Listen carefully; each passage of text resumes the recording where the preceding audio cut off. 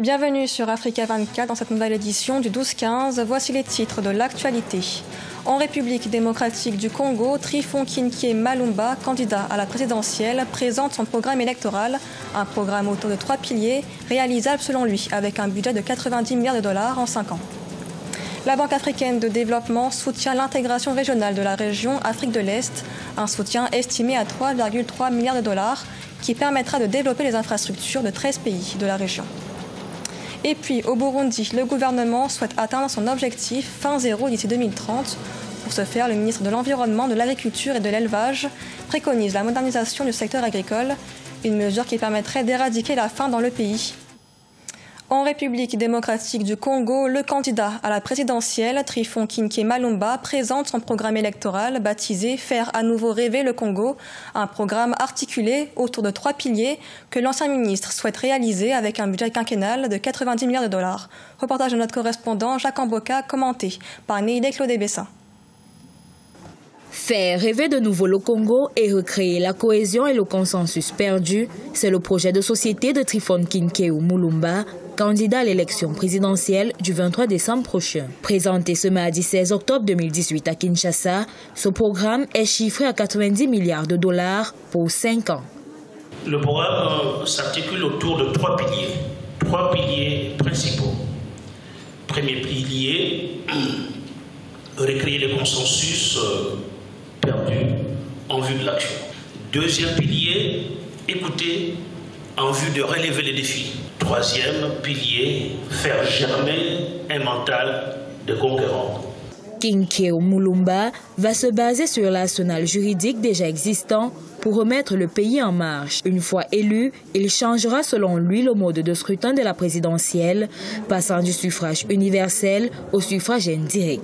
Il compte sur la diaspora congolaise pour la réalisation de son programme. L'implémentation cohérente de ces mesures va requérir des compétences.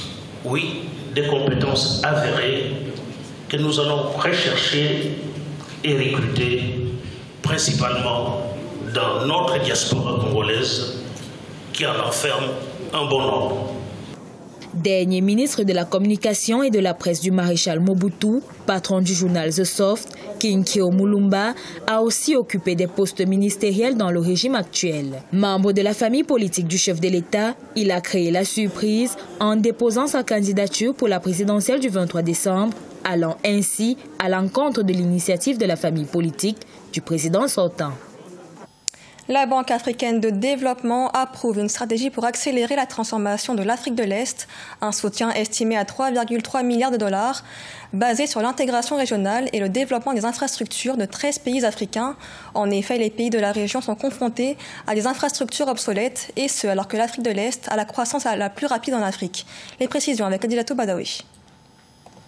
D'ici à 2022, sortiront de terre plusieurs infrastructures dans au moins 13 pays d'Afrique de l'Est avec un soutien de 3,3 milliards de dollars de la Banque africaine de développement. En effet, l'institution financière projette d'accélérer la transformation structurelle et renforcer les cadres politiques et institutionnels pour l'intégration des marchés, la croissance des investissements et le développement des chaînes de valeur. Or, l'Afrique de l'Est fait face à un déficit infrastructurel aggravé par des pénuries d'électricité, soit environ 4 fois inférieures à la moyenne mondiale. Aujourd'hui, nous avons la zone franc CFA, mais il va falloir que assez rapidement, nous voyions comment passer vers une monnaie unique, y compris dans la virtualisation des échanges. Ça veut dire qu'en fait, tant que nous n'avons pas encore la monnaie unique, il faudrait que les monnaies soient convertibles. Nous ne sommes pas nécessairement obligés de passer par le dollar ou par l'euro pour être en mesure de nous échanger les biens et les services. Ayant la croissance la plus rapide du continent, l'Afrique de l'Est détient un PIB estimé à 5,9% en 2017 contre une moyenne continentale de 3,6%. Le seuil d'industrialisation est quant à lui inférieur, soit 15%, du fait du manque d'innovation dans le secteur agricole. La plupart des pays d'Afrique de l'Est dépendent des produits agricoles et minéraux pour leurs exportations, mais la plupart de ces produits sont peu sophistiqués et ont une faible valeur ajoutée. C'est pourquoi ce document de stratégie est essentiel pour stimuler l'industrialisation et le commerce intra-régional. Le document de stratégie de la Banque africaine de développement pour l'intégration régionale de l'Afrique de l'Est est en parfait accord avec les priorités énoncées dans les objectifs de développement durable des Nations Unies et dans l'agenda 2063 de l'Union africaine. L'institution financière compte travailler en collaboration avec les États membres pour une meilleure mise en œuvre de ce plan de développement. En Tunisie, la nouvelle loi des finances 2019 répond aux revendications de la population, une population qui dénonce depuis début 2018 les mesures d'austérité du FMI. Le nouveau budget qui devrait être adopté au Parlement le 10 décembre prochain prévoit d'alléger la charge fiscale dans certains secteurs. Vina Nodin. En Tunisie, le projet de loi de finances 2019 mise sur le social et pour cause, la population tunisienne a régulièrement manifesté depuis le début de l'année pour dénoncer les hausses de prix successives et autres mesures d'austérité édictées par le FMI. Une grogne sociale formée par des années de hausse d'impôts. Le pays n'imposera pas de taxes aux citoyens cette année. Le gouvernement divisera de moitié les impôts des entreprises opérant dans divers domaines, y compris la technologie, les textiles, l'ingénierie, les produits pharmaceutiques, de 25% à 13,5%, selon le projet de la loi de finances 2019. La prochaine loi de finances prend en compte ces revendications. Selon le projet de loi de finances 2019, la Tunisie n'imposera pas de taxes l'année prochaine. Le texte prévoit d'alléger la charge fiscale au niveau de certains secteurs clés et table sur une croissance de 3,1% contre 2,6% en 2018 et 1,9% en 2017. Des mesures qui ne convainquent pas certains économistes. L'an prochain sont prévues des élections générales, législatives et présidentielles. C'est réellement un document dicté par des considérations politiciennes et non pas une solution aux problèmes économiques très graves que connaît le pays. Le projet de loi de finances 2019, soumis à la Commission parlementaire des finances et de la planification le lundi 15 octobre 2018, devra être adopté par l'Assemblée du peuple avant le 10 décembre 2018, comme le stipule la Constitution. L'année 2018 a été déclarée comme la dernière d'une difficile période de transition et de redressement économique à la suite de la crise de 2011. À l'occasion de la Journée mondiale de l'alimentation, ce mardi 16 octobre, le Burundi annonce son ambition d'éradiquer la faim dans le pays d'ici 2030. Des mesures devraient donc être mises en œuvre pour accroître la production agricole, un secteur que le gouvernement souhaite moderniser pour atteindre son objectif. Adijatou Badawi.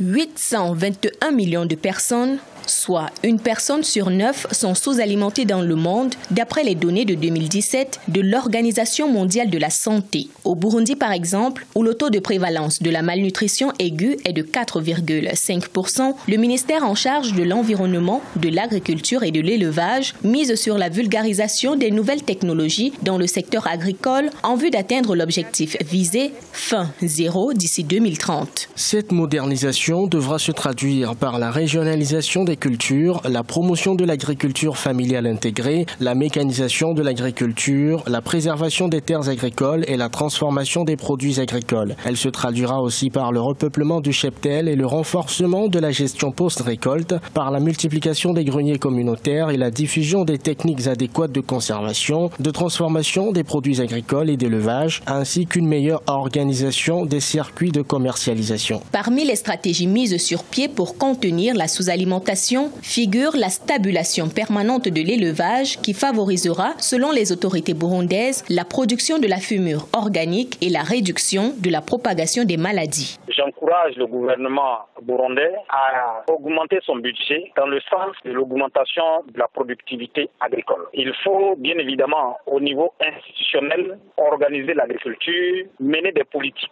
conséquentes. Donc je pense que le Burundi ferait mieux d'approcher les autres pays et de développer l'agriculture. Donc il faut faire également des progrès en matière de la production animale. Au Burundi, l'agriculture comptait pour 43% du produit intérieur brut du pays et employait 90% de la population en 2015. L'élevage, quant à lui, comptait pour 19% du PIB agricole et 4% du PIB total. Au Nigeria, des entreprises technologiques aident les agriculteurs à collecter des financements, une initiative lancée en 2017 qui permet de mettre les agriculteurs et les investisseurs locaux en contact à travers une plateforme numérique. Les précisions avec Cheikh Omar Bandaogo. Dans un contexte où la plupart des agriculteurs nigérians vivent avec moins de $2 par jour du fait, entre autres, des défauts de financement, Farm Crowdy et Thrive Agri, deux entreprises technologiques, ont initié un modèle de financement des activités des fermiers. Ces sociétés permettent aux investisseurs de choisir une ferme sur leur site web, de décider de la nature et du volume de leur investissement à lui apporter. Nous sommes ravis qu'au cours des 22 derniers mois, nous ayons déjà travaillé avec environ 7000 petits exploitants agricoles au Nigeria. Nous avons cultivé plus de 8000 hectares de terres agricoles et élevé près de 600 000 poulets. Nous sommes actuellement une équipe de 37 défenseurs de cette nouvelle cause de l'agriculture sans être réellement à la ferme. Adewale Fataï est propriétaire d'une ferme avicole d'une capacité de 32 000 poussins dans l'état d'Ogun, dans le sud-ouest du Nigeria. Mais en raison de difficultés financières, il ne pouvait produire que 3 000 poussins. Depuis 2 ans maintenant, il travaille avec Farm Crowdy. Sa ferme compte maintenant 20 000 poussins. Nous avons accepté de nous associer à Farm Crowdy parce que nous n'avions pas les moyens financiers pour continuer avec la ferme. Ils nous ont aidés et maintenant notre ferme n'est plus vide. Nous travaillons et nous prenons soin de la ferme. N'eût été leur soutien, la ferme aurait fermé et la plupart d'entre nous ne serions pas ici. Depuis son lancement en 2017, Farm Crowdy a mobilisé 1670 investisseurs qui ont réuni 2,7 millions de dollars pour près de 10 000 agriculteurs. 95% de ces investissements viennent du Nigeria. Ce journal a été réalisé par l'ensemble de la rédaction. Merci de l'avoir suivi. Dans un instant, retrouvez une nouvelle édition de l'information sur Africa 24.